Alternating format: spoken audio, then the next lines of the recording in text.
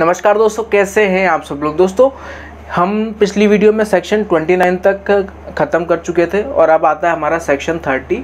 Section 30 जो है वो कन्फेशन का लास्ट पार्ट है। ठीक है, जो कन्फेशन हमारा टॉपिक है उसका लास्ट पार्ट है। आगे भी है कन्फेशन, वो हम आगे डिस्कस करेंगे वो किस तरीके से है, लेकिन ये जो हमारा कन्फेशन है ये कन्फेशन का लास्ट पार्ट है सेक्शन 30। लेकिन सेक्शन 30 समझने से पहले हम लोगों को सबसे पहले जॉइंट ट्रायल समझना पड़ेगा। जॉइंट ट्रायल क्या होता है, तो आपको नाम सुन के ही थोड़ा बहुत आपने गैस कर लिया होगा कि जॉइंट ट्रायल एग्जैक्टली होता क्या है। तो एक एग्जांपल से समझते हैं इसको कि मान लो A, B, C 3 लोग हैं और वो 3 लोग जाके D का मर्डर कर देते हैं। ठीक है, एक से ज़्यादा लोग हैं, उन्होंने किसी एक उन्होंने कोई एक ऑफेंस किया है, एक से ज़्यादा लोग एक ऑफेंस किया है, तो उनके ऊपर ट्रायल कैसा चलेगा, जॉइंट ट्रायल। तीनों लोग एक ऑफेंस के लिए उनकी ट्रायल चलेगा। ठीक है, तो यहाँ पे क्या A, B, C तीनों D के मर्डर के लिए उनके खिलाफ ट्रायल चलेगा, जॉइंट ट्रायल चलेगा।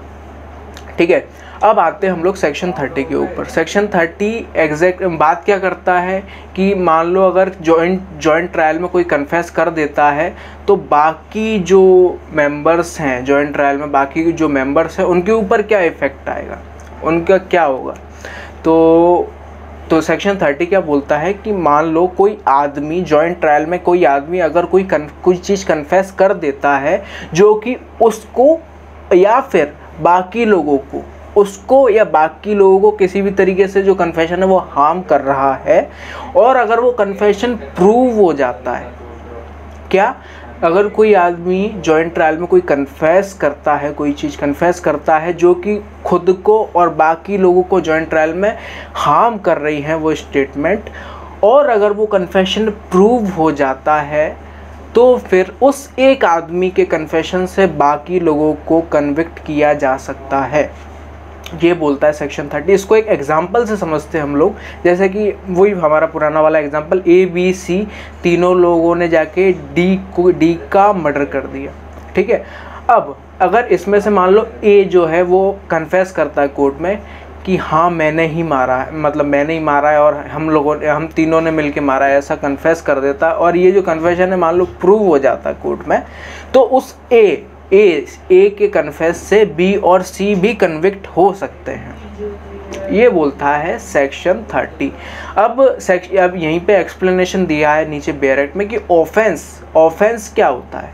ऑफेंस इस सेक्शन 30 में ऑफेंस मतलब क्या, ऑफेंस मतलब क्या, सिर्फ कुछ जो ऑफेंस किया है जैसे कि मर्डर किया है या चोरी करी है वही है क्या, नहीं। ऑफेंस इसका मतलब यहाँ पे अबेटमेंट भी होगा, ऑफेंस का मतलब अबेटमेंट भी होगा, और ऑफेंस का मतलब यहाँ पर एक अटेम्प्ट भी होगा, मतलब कोशिश करना, अटेम्प्ट टू कमिट भी यहाँ पर ऑफेंस में आएगा। मतलब आपने खून नहीं किया लेकिन कोशिश करी किसी का खून करने की, तो भी वो ऑफेंस में ही आएगा। तो ऑफेंस में क्या क्या आएगा, ऑफेंस तो आएगा ही, अबेटमेंट भी आएगा और अटेम्प्ट टू कमिट भी आएगा।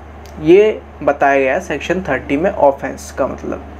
ठीक है, हम इलिस्ट्रेशंस भी देख लेते हैं। इलिस्ट्रेशंस क्या बोलते हैं, ए वाला जो इलिस्ट्रेशन है वो क्या बोल रहा है कि A और B के खिलाफ जॉइंट ट्रायल चल रहा है C के मर्डर के लिए। A और B ने C का मर्डर कर दिया, उनके ऊपर जॉइंट ट्रायल चल रहा है।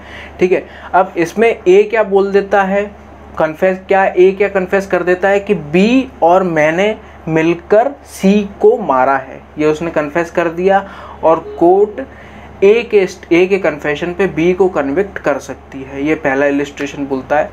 B वाला इलिस्ट्रेशन देख लेते हैं। B वाला क्या बोलता है कि A के ऊपर ट्रायल चल रहा है C को मारने का। ठीक है, अब कुछ ऐसे एविडेंस भी हैं जो कि बताते हैं कि C को A और B ने मिलकर मारा है। ठीक है, एविडेंस हैं जो बता रहे हैं कि C को A और B ने मिलकर मारा है। ठीक है, अब B जो है वो कन्फेस कर देता है कि A और मैंने मिलकर C को मारा है।